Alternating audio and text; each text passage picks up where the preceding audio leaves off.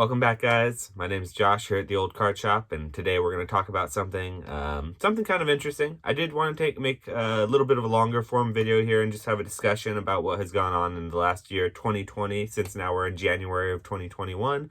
My birthday's coming up, and I always kind of like to look back at the year before and see what happened. And in this particular video, we're going to look back and look at the Pokemon market and what happened in 2020. And man, was it a crazy year.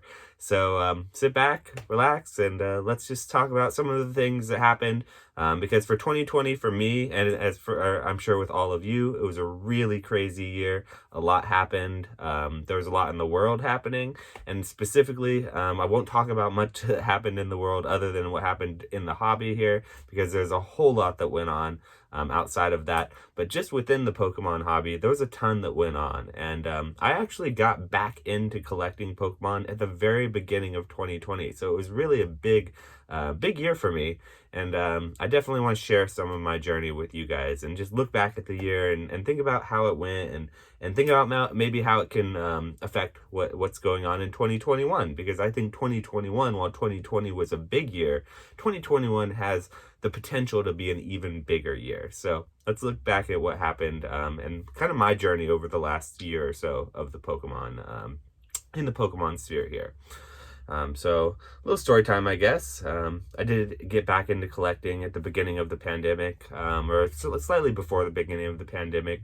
I had been looking through cards, and I had been playing Pokemon Go for many years, and sort of slowed down a little bit with Pokemon Go, and looked at other outlets to let my love of Pokemon kind of flow through. And of course, I looked back at my old collection. Most of my old collection was gone. I'd moved many times from many different houses in my 20s, and so in early 20s. And so during that time period, you end up just losing a lot of things like that. And so a lot of that, unfortunately, some of my favorite things I wish I could ever get back were sort of lost to the wind. But I did have some of my collection, so I looked through, found what I could, and just at the beginning of my personal journey, I started off sort of selling some of my extras that I had laying around in my collection. I thought, well, I have these cards that are sitting around in my closet. Some of them are doubles, extras, things I hadn't even thought about using.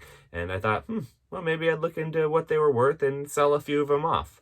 I found a Charizard, of course, one of my official first Charizards I ever pulled when I was a kid. Beat the hell, excuse my language, beat the heck. But really roughed up Charizard, unlimited, not first edition or anything like that. And so I went on to eBay, saw what it was worth, and went on to the different selling platforms, Mercari, eBay, posted it up, and sold it in a matter of, I don't know, I want to say like a week, for maybe $400, which at the time I thought was a really good deal. I thought it was great. Get $400 for my Charizard, which, thinking back on it, it's really not that big of a deal. That's not a bad deal.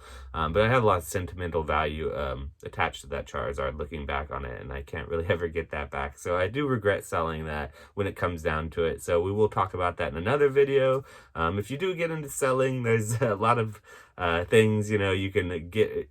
There are things you can get rid of and things you probably shouldn't get rid of, and I fell into the trap of getting rid of something that was really sentimental to me before I really realized what I had. So after selling that initial Charizard, and then a few other cards that I had laying around, I had to do a lot of research to find out what it was worth, to see what I could sell it at a competitive price for, because, I didn't want to overprice, but I didn't want to underprice myself.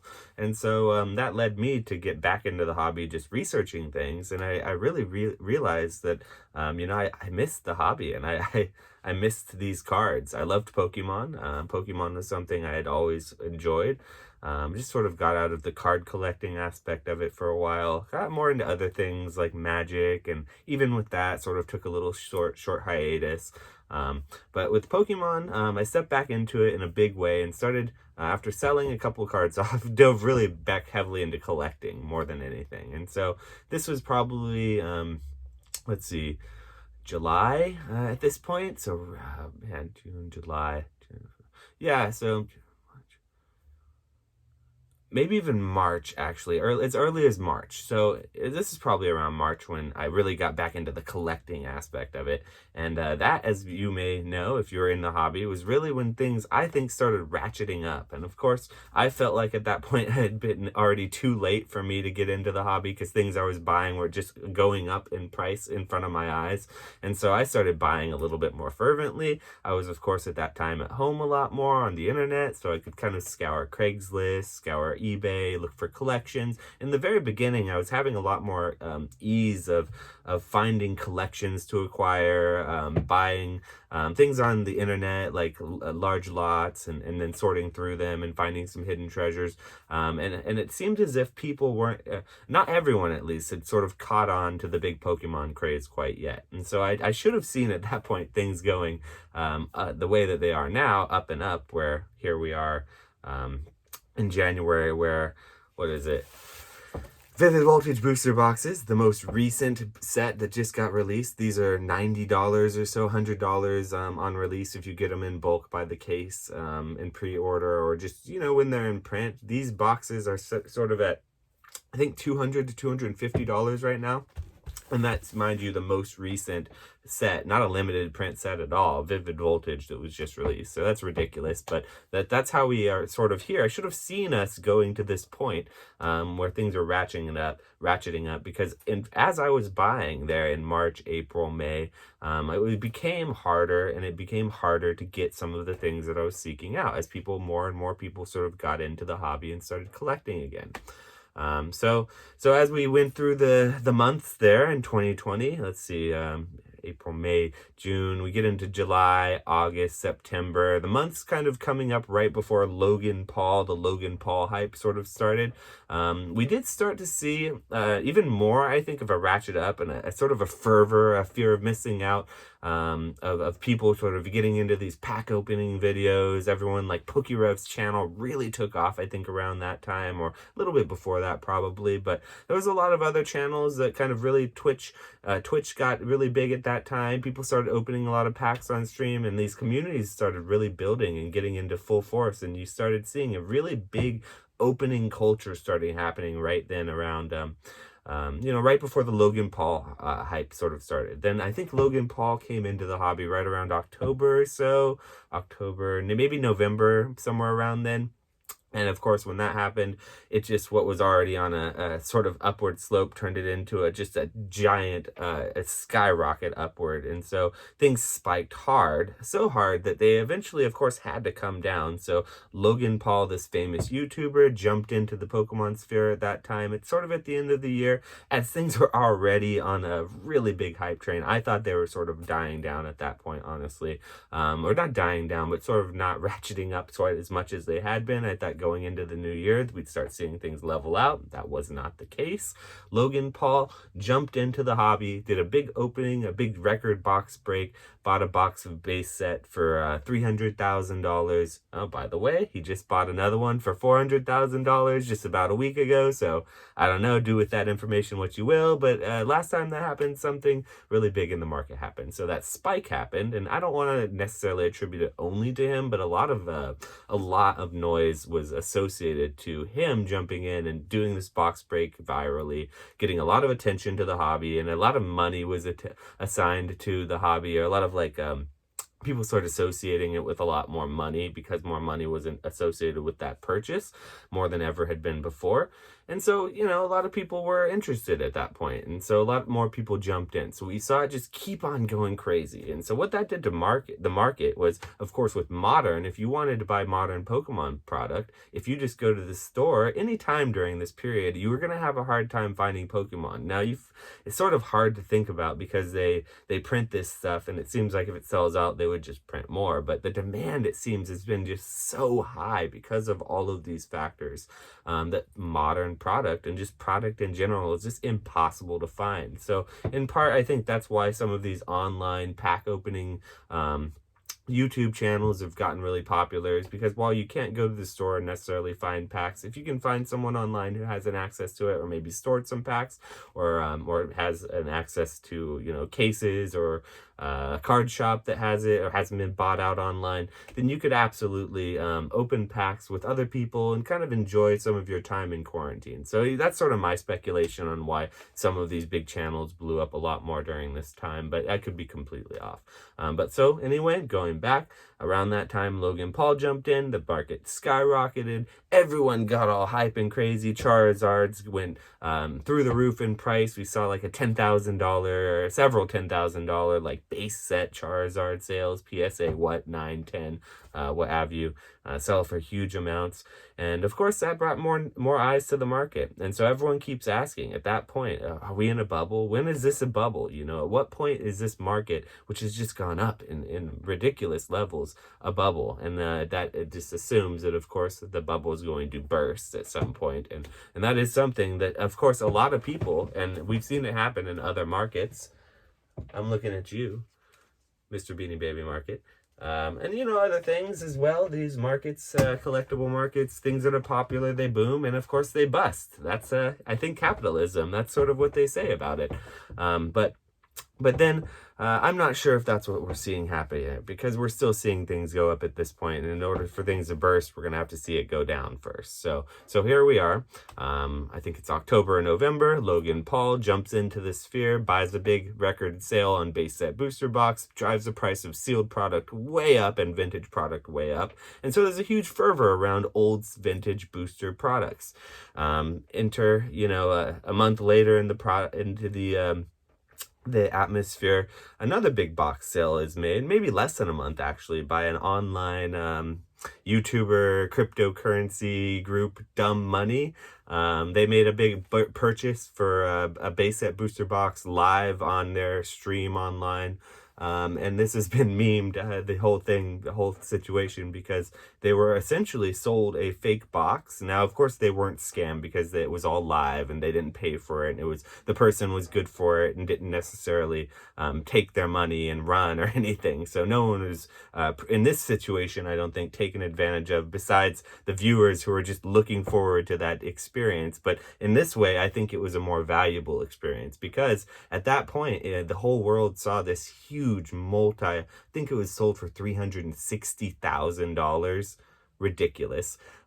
This huge money deal go really bad live in a way that they had this like big famous YouTuber, a couple different famous people in the Pokemon sphere on in that stream to authenticate the box, and it was just a mess, because when they get there, of course, the people sold them the box, they come in late, they've got it in like a Victoria's Secret bag, they got their Starbucks there, and they're just coming in.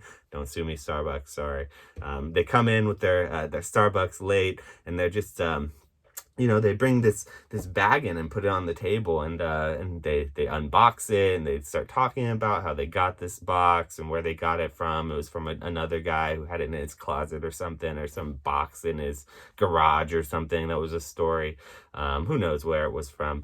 But I don't think they knew, so I don't think they exactly thought it was a fake box. But they opened it up on stream just to make sure and authenticate it, because they were pretty sure it was real, and it ended up being fake.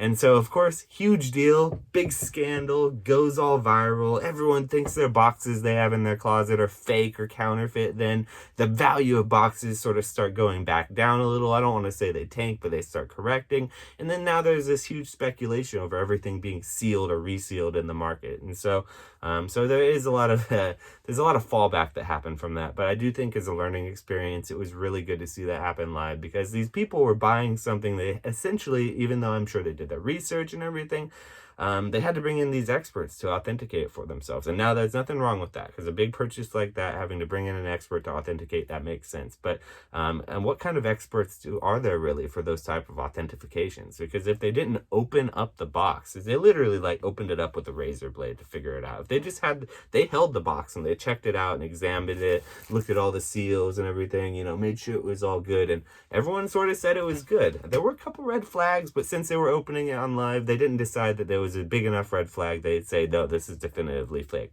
But of course, they open the box, go in, and they start to go through and do the box opening, and lo and behold, after 2 packs in the top, it's a resealed, completely fake box, faked with new cards from 2020 in the box. So this couldn't have been in this guy's gun department for too long, because it was it was there were resealed cards from 2020 in it. So that happened immediately after. Logan Paul then shortly thereafter that announces his exit again from the hobby. I don't know. I think he announced it like he was done collecting or something, or done with the big stuff. I don't exactly know, because then after that I didn't hear much more about it. But then again, once again, he did just buy another box. So who knows if he's in or out? It doesn't really.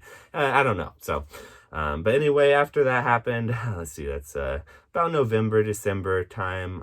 We get into the holidays, and with the holidays with Pokemon, you always see a bit of a dip, because as far as collectibles are concerned, people don't typically buy collectibles for other people. They buy them more for themselves, cards they buy to open. As much as you want to think of Pokemon as something you enjoy with your kids and your family, a lot of it is just people opening for themselves. And so usually around the holidays, people tend to sell off a lot of their collectibles, or at least they experience a bit of a dip, because people stop buying them so much for themselves and they focus more on buying for others for the holidays. And so you see a little bit of a dip around the holidays typically. And so that's what we saw in the Pokemon sphere. We saw a small little dip. I want to say maybe a 10 or 15% retrace or decline just across the board and everything. And then immediately thereafter, come here in the beginning of January, right after Christmas like clockwork, we started seeing product shortages happen again. Vivid Voltage starts selling out everywhere, even the booster boxes and everything. Everything starts selling out, just because after the holidays, it's been all wiped out. And with the situation with the pandemic, printing has been reduced, and they can't necessarily keep up with demand as big as it's gotten. And so here we are in January, where Evolution's booster packs are pushing something like $20-25 loose for these type of sleeved packs. And then I think I saw $1,000 going for a booster box of Evolutions, which is, and when I began in the hobby, everyone said, pick up Evolutions. It's a great buy at $90 a booster box to pick up. But I never really did so much. Evolutions at that time didn't appeal to me, just because I'm an old school collector. I have my old school OG collection. So looking at the Evolutions cards, the reprints, it just kind of looked like fancy proxies to me. I really was more interested in the other modern stuff that I didn't have in my collection that I'd never seen. So if I was going to buy modern, I thought I'd buy other modern stuff. So that's sort of where I was with Evolutions, and that's where I've always stood. But Evolutions now is $1,000 a box, so it shows what I know about that. So that's ridiculous here. Let's see, Vivid Voltage, the most recent set's $250 a box. That's ridiculous. That's going to get reprinted, I guarantee it. I don't know when, because of course the speculation is all that print is going to be going towards 25th anniversary, Shining Fates, Battle Styles, all these other sets that are supposedly reprinting, like Cosmic Eclipse. So who knows how much can be dedicated to this set, Vivid Voltage. They just put in all their print run to just recently. So a lot of speculation being put into that. You see this card here, Special Delivery Pikachu. I think right now something like there's an auction going for $14,000 for a PSA 10 version of this. Now, I mean, it's a beautiful card, don't get me wrong. I love this card. I only have one copy of this card. But I don't know if it's worth $14,000. It was a $20 card, or it was a free card, a free card that you would get for $20 if you spent $20 of product on the Pokemon Center product in November on the website for a big promotion they offered. And so if you were lucky enough to get one of them, or there at the right time or the right place, and you actually got your Pikachu in good condition and sent it to PSA and got a PSA 10 and you put it on the market, these are a lot of big ifs at this point, so you can see how it gets to be a little difficult to find. If you did all that, then hey, you might have that $14,000 Pikachu on the eBay listing, and good job if it sells. But I don't know if it's worth $14,000. These raw copies, though, are pushing something like $300-400, which is, man, that's crazy to me. So, if you got a bunch of those, I don't want to tell you what to do, but if I had 3 or 4 of those, I'd probably look into liquidating a couple of them. I'm not saying I'm buying them at that price. I wish I could say that, because I don't personally think that they should be that valuable. I think they're a little overvalued right now. So if you were looking for my recommendation, that might be something I would potentially recommend. But you've seen other cards spike. I mean, any of these secret rare full art trainers, specifically things like this, like red and Pikachu on them. These things are spiking as well, going to big numbers. And I think that this is just going to keep happening. People blame YouTubers for spiking these full arts, but I think more so it's just hype and demand, and the product just can't meet demand right now. And so I think going forward, we're going to see this sort of demand with Shining Fates. I was thinking that Shining Fates would get a big enough print run that we wouldn't see this happen, this bottlenecking and this really demand, and not having enough product. But unfortunately, it does look like I think that's what's going to happen with Shining Fates. Again, it's coming out in waves because they're not going to release it all at once, which means a lot of those allocations that people thought they were getting, they're a lot smaller than they initially thought. Now, this is something a lot of people predicted because it's what happened with Champion's Path, and this is sort of the trend. But I think people were really hopeful and optimistic for it being different. So I just don't think that that's actually the case, though. So Battle Styles, optimistically, though, something that I think a lot of people were feeling a little bit less, a little more bearish and a little less excited for, is getting a lot more steam. And I'm having a lot more people hitting me up personally asking if I'm going to have it. And yes, I will have it on the shop when it does release. It will come out on the website in the shop. But yeah, Battle Styles is something that's looking a lot more exciting the more they release about it. I mean, it's got like 70 something secret rares in it, which is ridiculous. And a ton of those are full arts, and a lot of those are really cool arts. So I am looking forward to that, and I think the rest of the world is too. And do I see this Pokemon train slowing down? Do I see any sort of a crash or some sort of a crazy market correction happening here? You know, I the signs, someone, if they're reading that or looking for the bubble, are probably there, but I just don't see it happening right now. And you know, I'm a very bullish person on Pokemon this year because I've seen what's happened. And when I was a little bit more cautious or bearish on it, I was sort of I don't want to say it hurt, but it didn't necessarily help me. I always feel like I could have bought more when I should have, and I didn't. So this is one of those things that I don't want to look back on and be left out. And I know that is a dangerous thing to worry about. And I'm not sort of advocating for that FOMO feeling, but right now when product is scarce, I know I'm going to do my best to pre-order what I can, and get it at a good price, or look around and just try to purchase what I can for what I want for my personal collection, because it is, I think, going to continue to move along at the rate it's been. And I just don't see any sort of a crash coming anytime soon. Now, is it going to happen eventually? I definitely think someday we're in store for some sort of a market correction. I say this, I've said it time and time again.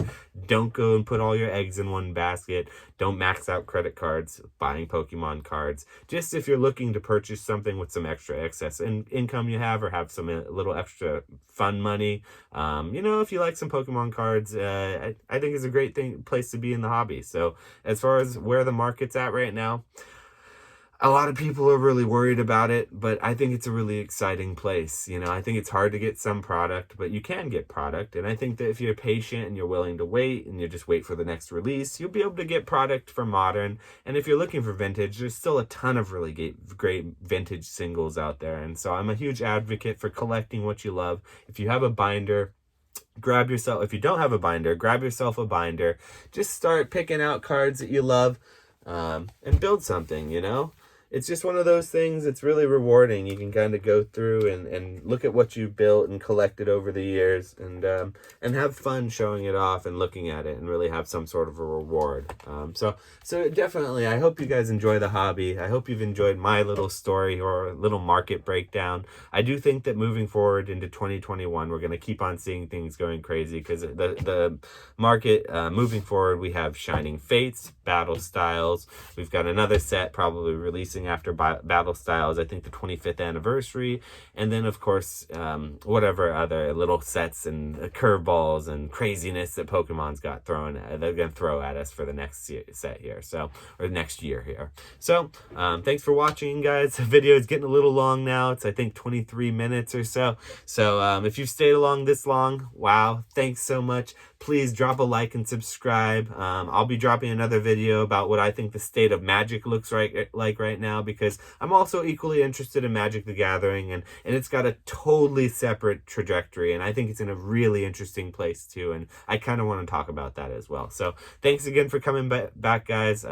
Hopefully soon I'll have a pack opening or some card openings to show you, or maybe some cool mail to share, or some cards. I love doing these talks or these videos where I talk about the market and stuff, but I also kind of like showing some cards and product as well. So I'll try to get some of that spread into the channel here as well. But thanks for coming, guys. Hope you can come back again. Drop a like, drop a subscribe. Thanks for watching the Old Card Shop, and have a great day out there. Bye.